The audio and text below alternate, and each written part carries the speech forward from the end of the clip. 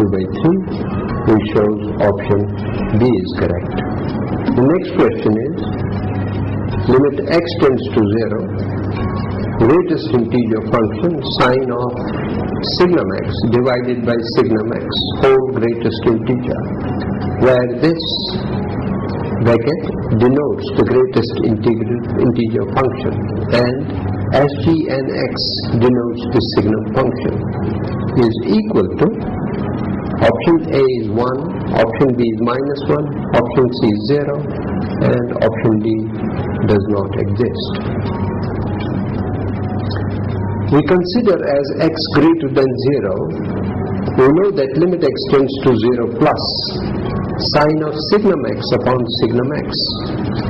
Sine of 1 upon 1, because x is on the right side and therefore signum x will be equal to 1, and denominator also becomes 1, and therefore it becomes sine 1 upon 1, greatest integer value of that.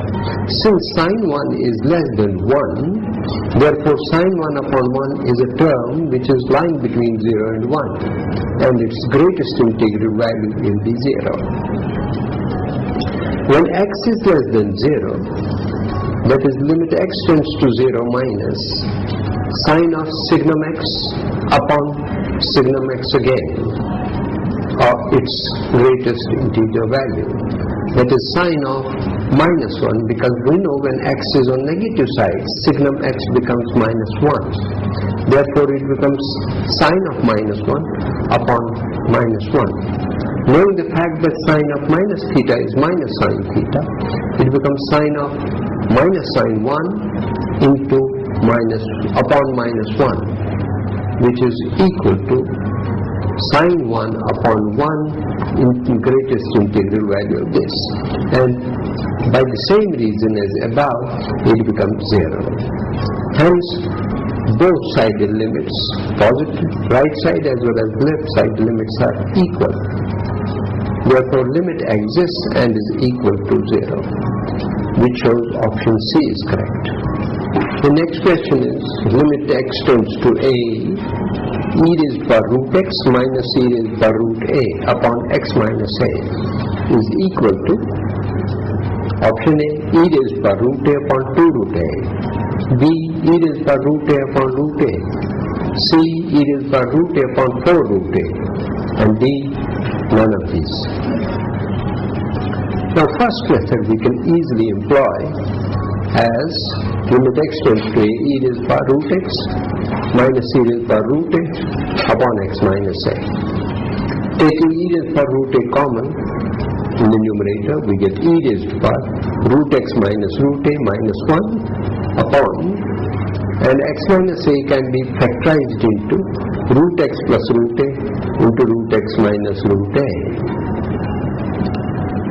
Clubbing e raised by root a upon root x plus root a separately, and e raised by root x minus root a minus 1 upon root x minus root a separately. The second part, e raised by root x minus root a upon root x minus root a, is, we can employ limit theta tends to 0, e raised by theta minus 1 upon theta, which is equal to 1. So second part becomes 1. The first part we can straightway employ the value. That becomes e raised by root a upon root a plus root a, and the value becomes e raised by root a upon 2 square root of a. That is option A. Now, second method is, if we can employ directly L'Hospital's rule, because it is of the form 0 upon 0. So, limit x tends to a, e raised by root x minus e raised by root a upon x minus a, which is of the form 0 upon 0. We differentiate numerator and denominator separately. And in the numerator, it becomes e raised by root x into 1 upon 2 root x. And in the denominator, it becomes 1. That is how we used L'Hospital rule, which becomes e raised by root a upon 2 square root of a, which is option A again.